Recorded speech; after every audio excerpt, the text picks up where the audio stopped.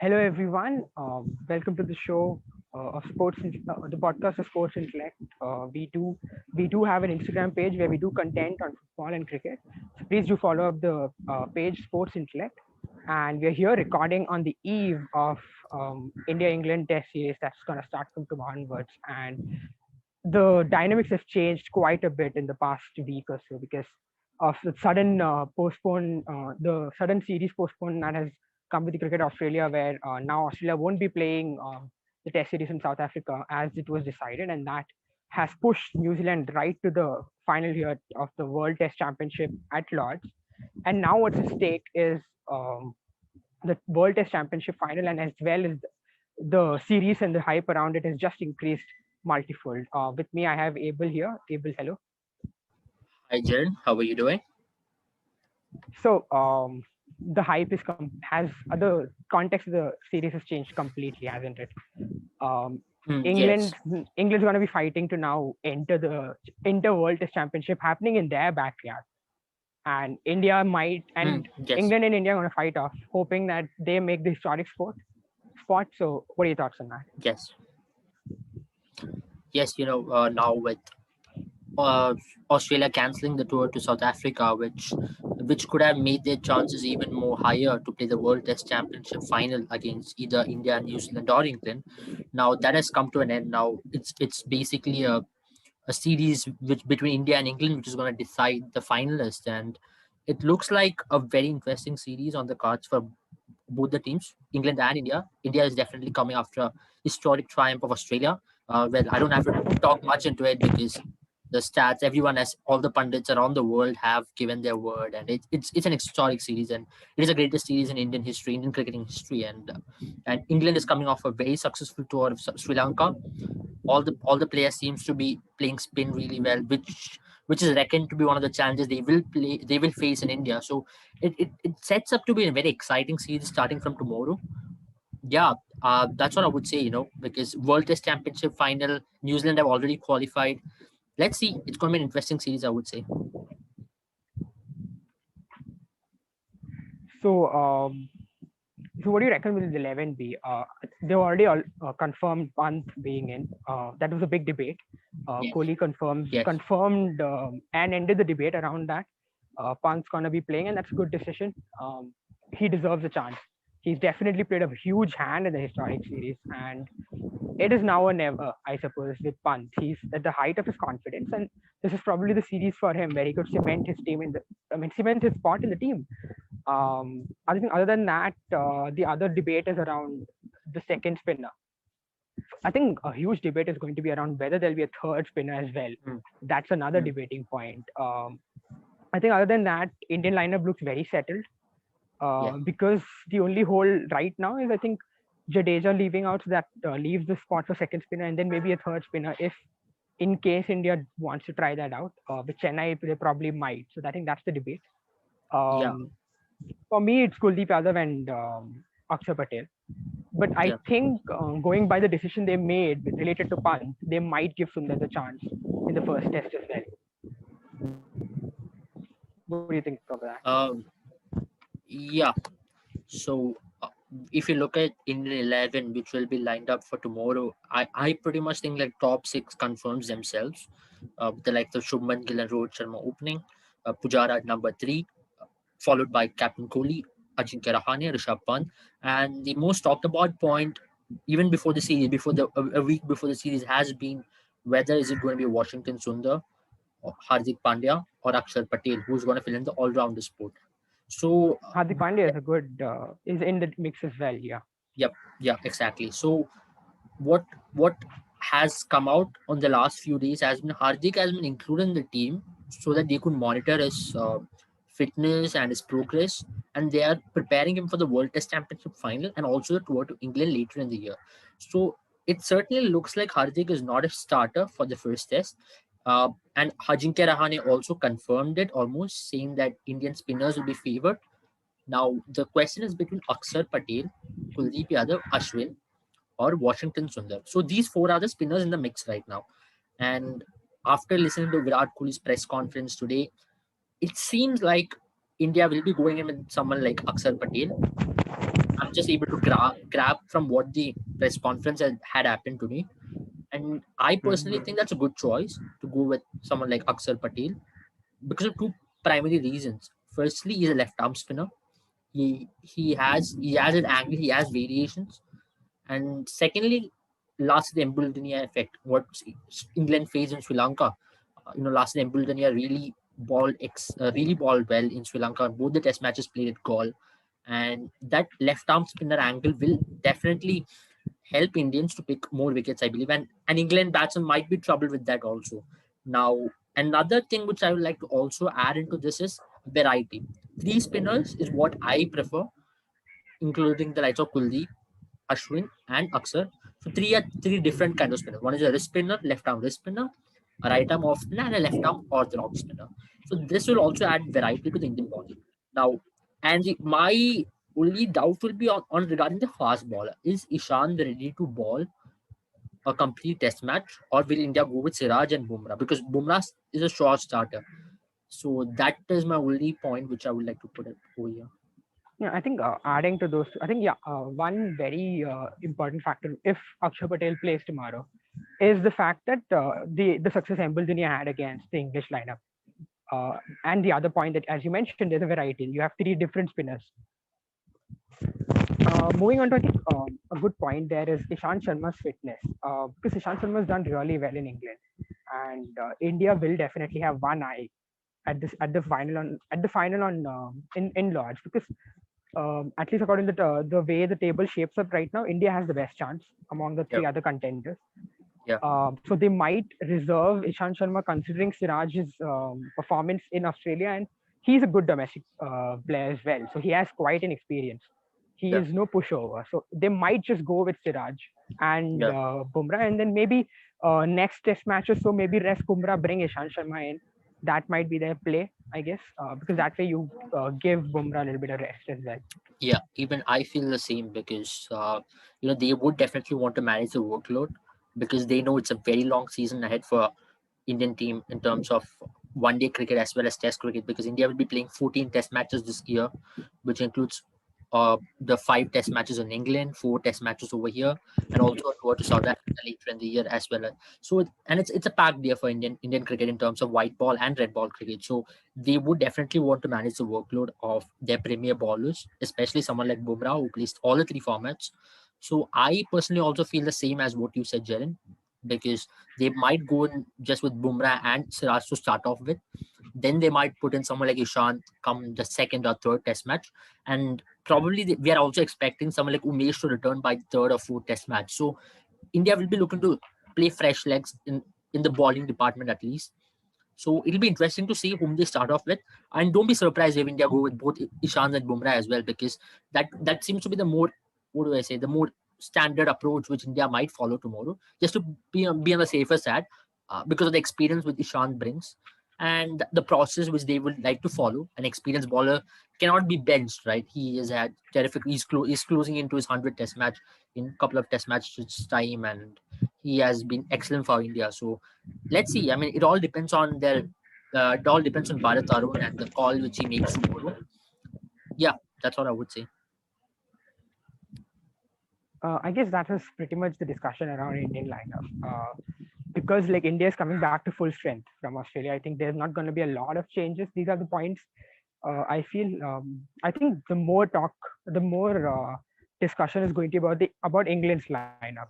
Yep, Fresh team, quite yep, fresh team. Even the regulars and even the only remaining members of the tour, the successful tour of 2012, that they'll keep coming back to throughout mm, the series, even if, especially if the first series is won by India. I mean, the first Test match is won by India. mm, James Anderson and Stuart Broad are not playing regularly now for England. yep, They have had this approach where now they're trying to preserve them for the long run, yep, and I so let's just start with the bowling lineup for England, and then we'll go up as we go. So yep. you think James Anderson and Stuart Broad, who's gonna play tomorrow, or are they Um, both going to play? yeah, yeah. I have two take on this basically.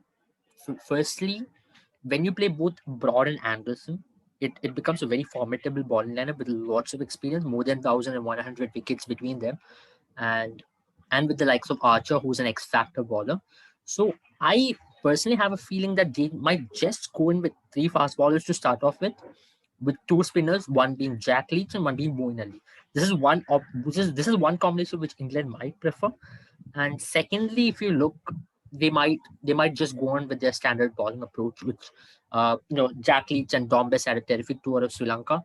They both picked up 5 wicket hauls in both the test matches, and also they might just play either Broad or Anderson, and it could well be Anderson, Archer, and two spinners, and with the likes of Ben Stokes offering them with ball as well. So either of these combinations is what I'm expecting England to play. Most likely, they will prefer Moeen Ali as well, considering his record in in India and against India with ball, both with ball and bat. And even if you look the last Test match which England played in India, Moeen Ali scored 100 in the same ground, which is Chennai.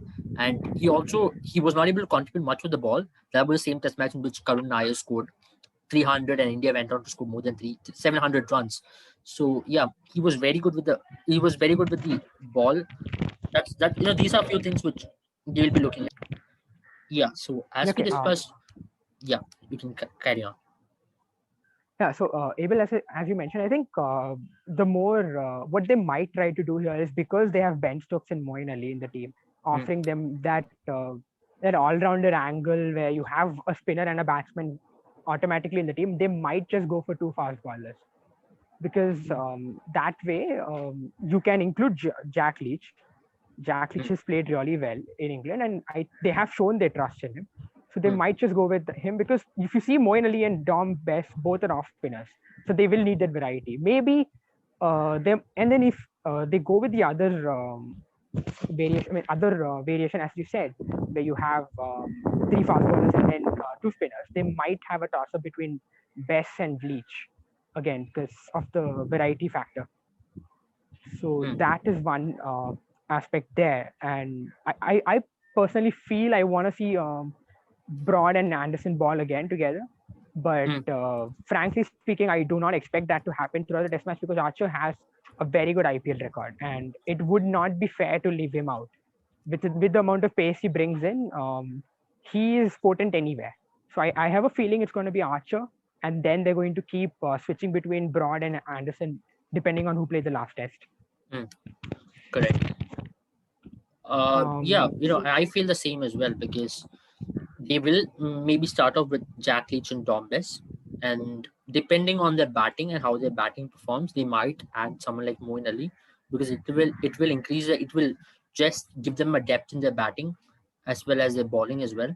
And very interesting to see who will start off for England in terms of their pace bowling department. I'm sure that Archer will be a sure starter and Anderson will be their preferred choice, especially in the first two test matches, because he has the experience and someone like Anderson is one of the greatest fast bowlers of all time. And his experience will be definitely needed for England to start off well and to make a statement saying that this is the tone we want to set for the series. Maybe that will be the preferred choice, but also we can't deny the fact that Stuart Broad has been really good in the Asian conditions. He has developed this very good off cutter, which has also troubled many batsmen. and leg cut. Yeah, and leg cutter. Yeah, both off cutter and leg cutter. Yes, I yes. remember one of the recent spells which he bowled in Gaul, where he was troubling someone like Kusal Mendes with his brilliant leg cutters, and that would trouble Indian batsmen maybe on a slow wicket. It could be just hard to play. So it's a tough call for England. Will be very interesting to see who will be the top three fast bowlers, or will it be two spinners, two paces, and one all rounder? That's what I am personally looking at from England's lineup. And now, if you have to come to the batting, now with Zach Crawley ruled out of the first two Test matches, this is being it makes the batting a little more fragile than as before it was, because if you look at someone like Zach Crawley, he is the next big thing in England cricket, and he has been brilliant. Yeah. He's looked on to as someone to go out there and do very well for England for a very long time. So Zach Crawley is definitely one player which England certainly looking to invest in. But I'm also keen to see how Oli Pop plays.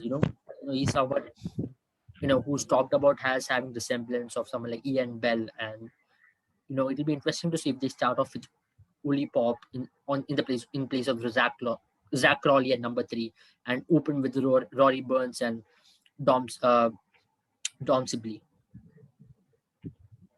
Yeah, that's an interesting point actually. Oli Pop coming into the team, he's been terrific. He's Yeah, helped England out of a lot of tight spots in the past few. As many innings as he's played, he's looked settled. He has a nice temperament. He mm, attacks spinners a lot, yeah, and that might be just the kind of batsman he needs. I think if he has a good few minutes on the Chennai wicket, he might be the person to take them forward. I mean, England has had that history. Whenever they performed well in India, it's been this new player who's come out of the ranks and performed well. yeah, Be it Joe Root in the past, he was the one who's helped them out a lot. Like in his yeah, first tour to India, he had a terrific tour. yeah, Coming to Joe Root, now that he's coming back, yeah, till 2016, Alistair Cook could have been termed as the leader of the batting unit. He could have managed um, an ordinary series, maybe, but now a lot of onus is on him. He needs yeah, to be the one to lead the team. I think if England has success, it has to be Joe Root who leads, who bats long, and all the other batsmen batting around him. mm, I think it's a good thing for him that he's coming back of great daddy hundreds in Sri Lanka. He right, dominated them with a lot of sweeping. Uh, mm, that is one point actually that I want to bring forward here. How do you think? Like I know a lot of English batsmen, like Josh Butler is a very good proponent of sweep. They're gonna do that. They're gonna sweep a lot. So I think that is their plan. At least from what we saw in Sri Lanka, stepping out and sweeping is going to be very common. They're going to try that, and mm, I think that's where Indian bowlers have a lot of opportunity, especially if the pitch starts to go uneven. Like if there's an extra bounce, if yeah, someone like Ashwin, yeah, but it's going to be a lot dependent on Joe Root and Josh Butler if he plays tomorrow. I think yeah, he's going to play tomorrow and then he's going to leave for England.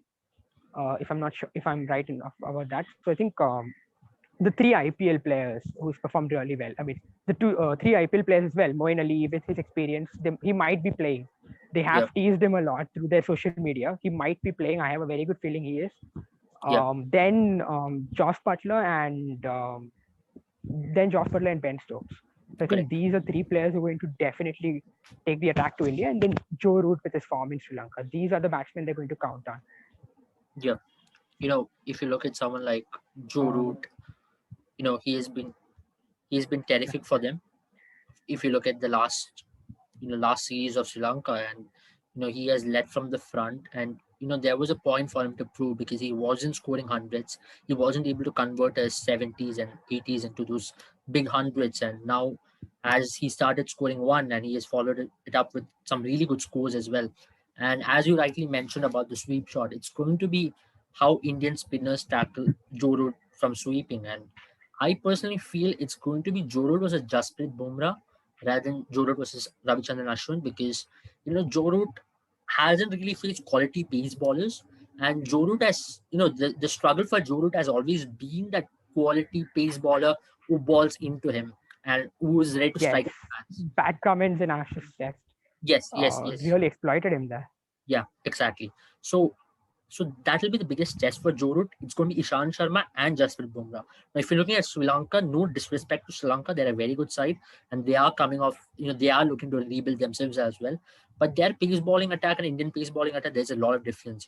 When you look at someone like Jasprit Bumrah, who will be playing his first ever Test match in Indian home soil. So he'll have his jitters. But he's really good at adapting to conditions. So there'll be no doubt he has a terrific Mm, Ranji Trophy record. That's an interesting point. That's a very good point. That's a very interesting point. I mean, when was the last time you had a bowler who has never played a test in India being the leader of the pace attack? But That is yeah, incredible, isn't it? yeah. So I think leader of the pace attack, if Ishant comes, he's going to be the leader of pace attack, or else, yeah, as we all speak again, in Australia, we saw Siraj leading the pace attack. So I don't think this is a problem for Yes, the Indian bowling attack currently. and yeah, Yeah, because at least we won't have 13 wickets or 33 wickets at the end of Bigaba test matches. We'll be having a lot more wickets for tomorrow to speak about against an England bowling attack. But still, even if you put the entire England bowling attack together, India is still very less wickets because we will still have a lot of bowlers who are going to play, who will be playing who have played less than 10 test matches. For example, someone like Kuldeep Yadav or someone like Washington Sundar or Akshar Patel. But yeah, we are again coming against an experienced bowling lineup. And Jasprit Bumrah, he has done well. He has done exceedingly well in Ranji Trophy cricket. And we all talk about his white ball records. I personally think, his Ranji Trophy records is something which has made him get into that IPL and also to make the transition into that test match cricket. He's a very good red ball bowler. People are forgetting that. And I'm sure that he'll be a X factor for India, like Jofra Archer is for England. He's our X factor bowler. And it's going to be Joe Root versus Jasprit Bumrah. For me, that is the battle of the series. Yeah, that's a good point. I mean, I think that might be the way India get to Joe Root. They might not want to throw Ashwin or Kuldeep Yadav into the mix. They might, as soon as he enters, they might be throwing the ball to Bumrah. And I think India will be hoping, and I hope England's prepare for this, is that the new ball attack of India is really good. And Hmm. I hope England does not fixate on the spin bowling attack, and the batsmen should be wary of the new ball as well, because Ishant Sharma and Bumrah are no pushovers. They're going to Hmm. come at you hard. Yeah. And if England lose wickets there, it might get really tough for them, Yeah. especially once the ball gets a little bit more older. Ashwin and Kuldeep are going to come into the play. Yeah. So they need to make sure. I think the way for England to go is to make sure that you score runs of the new ball, Right. and at the same time you don't lose your wicket. If England get too defensive with the new ball in Asian conditions, that's not going to help them. That is Hmm. one huge issue that they faced in Australia. They Hmm. became really defensive with their batting. They did not take the initiative. They did not try and score runs. They tried to survive, and that's the reason. That's one of the reasons why their batting failed. I hope they don't repeat that in India, because they did tend to get intimidated away from home with if a good bowling attack is in front of them.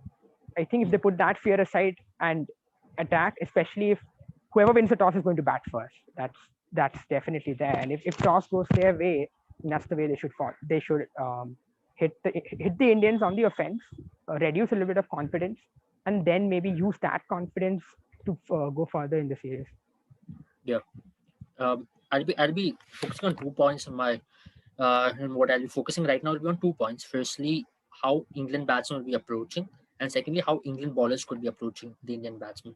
As you rightly mentioned, England batsmen has had their struggles in Australia, but if you look at their records, they've had only one country which they have really struggled in terms of batting. That's been Australia, and they won last year a series in South Africa. Now coming off a win in Sri Lanka, so they've had successful overseas tours. Now it's all about for them to come and adapt in India. Even last tour to India, they did bat well in the first innings. It was them not able to back it up with a very good second innings performance, which let them down in the tour in their last tour to India in 2016. And they did score 400 plus in almost 3 to 4 times in that 10 innings. And even if you look at the first test match which they played in that 2016 tour, they had the upper hand. They set the tone. They set the tone for the series, and from there they dropped the guard. So they are a good batting lineup, and especially now with a lot more experience for someone like Joe Root, Ben Stokes, and Just Butler, they will be looking to really make a statement in this tour. I'm really looking forward to that. And about their bowlers, if you look at someone like Jack Leach, Dom Bess, they are so much more different to someone like Monty Panesar or Graham Swan. If you look at Graham Swan and Monty Panesar, they were a little bit quicker through the air. And if you look at India's poor performances against Spain in the past, to someone like Michael Clark also had trouble in India in like 2004 series. Or if you come 2012, it was Monty Panesar. Or if you look at 2017, the Test match which Australia won in Pune, it was Steve O'Keefe. There is a common line between all these bowlers. All these bowlers are quicker through the air, and Jack Leach and Dombis are not the quickest through the air. And what England players will be looking to do is to test India with their patience. In India, Indian batsmen like to score boundaries of the spinners. And if they can drive that up, maybe Indian batsmen might play a bad shot, especially someone like Rohit Sharma or someone like Shubman Gill. They really like to play positively. And that's probably one of the tricks which India tried in Australia as well, to drive up the boundaries and test their patience.